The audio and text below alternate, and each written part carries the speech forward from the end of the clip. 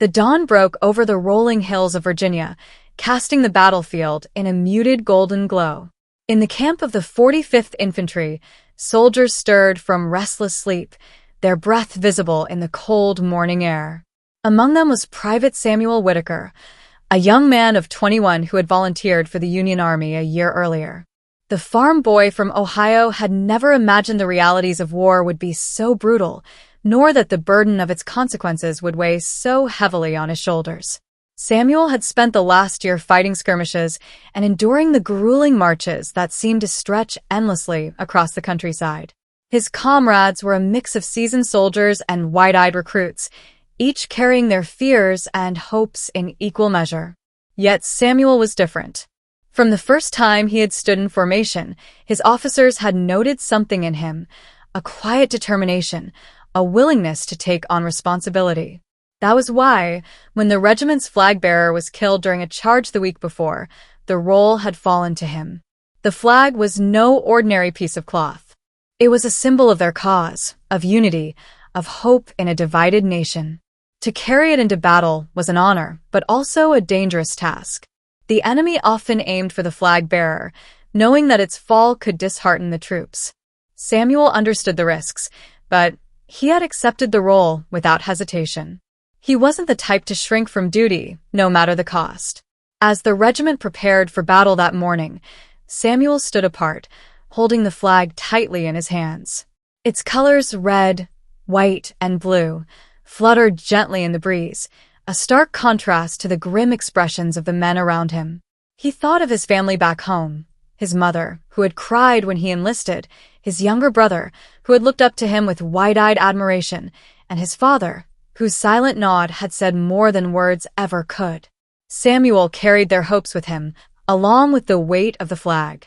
The call to arms came swiftly. Officers barked orders, and the soldiers fell into formation, their boots crunching against the frost-covered grass. Ahead of them lay an open field bordered by a thick wood where the Confederate forces had entrenched themselves. It was a daunting sight. The enemy's cannons glinted ominously in the distance, and the air was heavy with the promise of violence. As the regiment began its advance, Samuel moved to the front, the flag held high. The cheers of his comrades bolstered his resolve, their voices a reminder that he wasn't alone. With each step, the weight of the flag seemed to grow, not because of its physical heft, but because of what it represented. To Samuel, it was more than a symbol of the Union. It was a beacon for the men who followed him, a rallying point that would guide them through the chaos to come. The first cannon blast shook the ground beneath them, followed by the sharp crack of musket fire. The field erupted into chaos. Men shouted, muskets roared, and smoke filled the air, obscuring the sun. Samuel's heart pounded as he pressed forward, the flag a vibrant streak of color amidst the gray haze. Bullets whizzed past him, some striking the men beside him, but he kept moving, driven by a singular focus, to keep the flag aloft. The charge was relentless. They crossed the open field under a hail of fire, their numbers thinning with each step. Samuel saw men fall, friends, comrades, but he couldn't stop. He felt the eyes of the regiment on him, their hope pinned to the sight of the flag. His arms ached, his legs burned, but he held the pole steady, refusing to let it falter. As they neared the Confederate line, the enemy fire intensified. A musket ball tore through Samuel's sleeve, grazing his arm, but he didn't falter. The regiment surged forward, their cries blending into a single, defiant roar. For a brief moment, it seemed as though they might break through, but the enemy's defenses held firm. The Union line began to waver. It was then that Samuel made his choice. With a shout that rose above the din of battle, he charged ahead, the flag held high. His comrades watched in awe as he sprinted toward the enemy line, a solitary figure against a wall of fire. His bravery was infectious. The regiment, inspired by his act, found their resolve and surged forward with renewed vigor. Samuel reached the enemy trench just as a cannon blast erupted nearby. The force of the explosion knocked him to the ground, and pain shot through his side. He looked down to see blood staining his uniform, but he didn't let go of the flag. Gritting his teeth, He pushed himself up, planting the pole firmly in the ground. The sight of the flag, unwavering amidst the carnage, rallied the Union soldiers.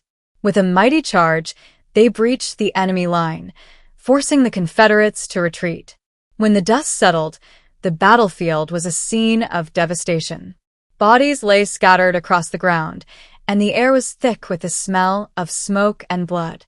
Amidst the wreckage, the flag stood tall, its colors vibrant against the gray sky.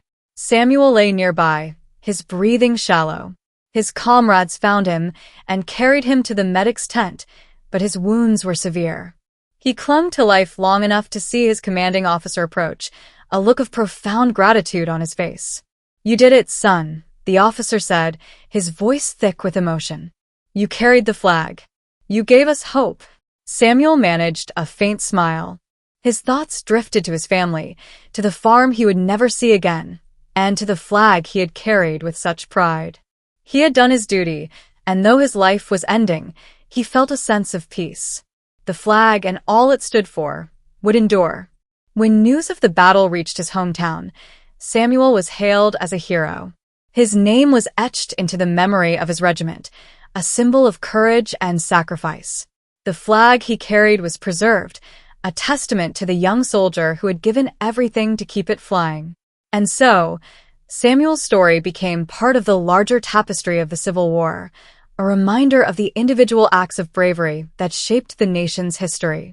Though he was gone, his spirit lived on in the flag, in the hearts of his comrades, and in the country he had fought to preserve. Continuing Samuel's story and expanding upon its impact requires delving into the aftermath of his sacrifice, the reverberations through his regiment, and the personal impact on his family and the Union cause. Here's the extended narrative. When the war ended years later, Samuel's name was still spoken with reverence by those who had known him. His regiment, the 45th Infantry, carried on through battles even more grueling than the one where Samuel had made his stand. Many of the men who had fought beside him remembered the day vividly. In the darkest moments of the war, they would think of Samuel sprinting across that battlefield, the flag aloft, a beacon of courage and hope. Captain Raymond Harlow, Samuel's commanding officer, made it his personal mission to ensure that Samuel's story was preserved. After the war, Harlow began compiling the tales of the soldiers he had commanded, with Samuel's name featured prominently. He visited Samuel's family in Ohio, bringing with him a letter written by the regiment to honor their fallen flag bearer. The meeting was both somber and uplifting. Samuel's mother, Mary, was overwhelmed with grief upon hearing the details of her son's final moments, but she also felt an immense pride knowing that her boy had made such a profound impact. Samuel's younger brother, Thomas, only 14 when his brother had left for the war, listened intently as Captain Harlow recounted the story. "He didn't just carry the flag for us," Harlow said, his voice heavy with emotion. "He carried it for every man who needed a reason to push forward. He carried it for the Union, for freedom, for what we all believed in." Thomas stood taller that day. Though he had missed the chance to stand beside his brother on the battlefield, he vowed to honor Samuel's memory by becoming a man of courage and principle. In the years that followed, Samuel's story spread far beyond his regiment. The preserved flag, tattered and stained from battle, was displayed in a memorial hall alongside the stories of other brave soldiers who had given their lives for the cause. Visitors to the hall would pause before the display, imagining the young man sprinting across the field with bullets flying past him. The image of Samuel, resolute and unyielding, inspired many who sought to understand the personal sacrifices behind the Union's victory. Writers, journalists, and historians took up Samuel's story, weaving it into the greater narrative of the Civil War. His courage became a symbol of the unyielding spirit of the common soldier, those young men who had left their homes and families to fight for a nation torn in two. His name appeared in books, speeches, and even sermons, where preachers invoked his bravery as a lesson in selflessness and sacrifice. For Mary Whitaker, Samuel's mother, life after his death was a mix of sorrow and quiet pride. She often found herself sitting by the window, gazing out at the fields Samuel had once worked. She would talk to him in her mind, telling him about the harvests, the neighbors, and how Thomas was growing into a fine young man.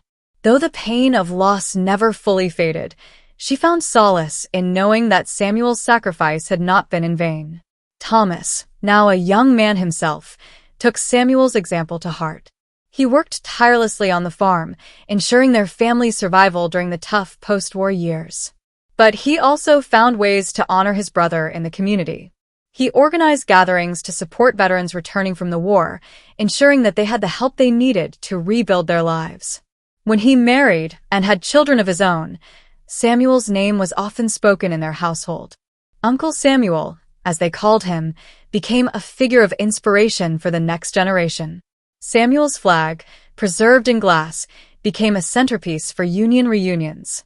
Veterans from the 45th Infantry would gather each year, sharing stories of their time in the war. For many, Samuel's story was more than just a memory. It was a touchstone that reminded them why they had fought, why they had endured the horrors of war. Younger generations who attended these reunions would sit wide-eyed as the old soldiers spoke of Samuel's charge, the flag flying high even as chaos consumed the battlefield. One such young listener was a boy named Elijah Peterson, the grandson of a Union veteran. Elijah was so inspired by Samuel's story that he later pursued a career in writing, dedicating his first book to the sacrifices of Civil War soldiers. The book, titled Carrying the Flag, The Spirit of the Union, became a bestseller, ensuring that Samuel's name would live on in classrooms and libraries across the country. Decades passed, and the war receded into history. The battlefield where Samuel had made his stand was eventually turned into a national park, a place where visitors could walk the same ground where so many had fought and died. A monument was erected at the site of Samuel's final charge, depicting a young soldier holding a flag aloft, his expression one of unyielding determination. Below the statue, an inscription read, "In honor of Private Samuel Whitaker, who carried the flag for the Union and for freedom. May his courage and sacrifice never be forgotten." The monument became a place of reflection, drawing people from all walks of life. Veterans from later wars, inspired by Samuel's bravery, would leave flowers at its base. Teachers would bring their students, recounting the story of a farm boy who had become a hero. Families, too, would pause there, reflecting on the sacrifices that had built the nation. One summer day, a young boy named Matthew visited the monument with his grandfather, a retired soldier. Matthew stared up at the statue, captivated by the image of Samuel and the flag. "Grandpa," he asked, "why did he do it? Why would someone run into danger like that?" His grandfather knelt beside him, placing a hand on his shoulder. "Because he believed in something bigger than himself," he said. "He believed that some things like freedom, unity, and the hope for a better future are worth risking everything for." Matthew nodded, his eyes fixed on the flag atop the monument. Though he didn't fully understand, he felt a deep respect for the young soldier who had given so much. As the years turned into centuries, Samuel's story remained a part of American history. His name was etched into the hearts of those who cherished the values he had fought for. Each Memorial Day, his flag was brought out and displayed in parades, a living symbol of the sacrifices made for the nation's freedom. Though Samuel's life had been brief, its impact rippled across generations. He was remembered not just as a soldier, but as a symbol of courage, unity, and the enduring power of hope. In the quiet moments when the flag fluttered in the breeze, it was as if Samuel's spirit was still there, carrying the weight of the nation's dreams, just as he had on that fateful day so many years ago. The story of Private Samuel Whitaker continued to resonate, not just as an echo from history, but as a living symbol for generations who sought courage in the face of challenges. As the decades passed, the monument dedicated to him became a pilgrimage site for those wishing to connect with the ideals Samuel had embodied. Veterans returning from conflicts, students learning about the Civil War, and ordinary citizens seeking inspiration would often gather at the statue, drawn by the enduring legacy of a young man who had given everything for his country. Among these visitors was Clara, a high school history teacher from Pennsylvania.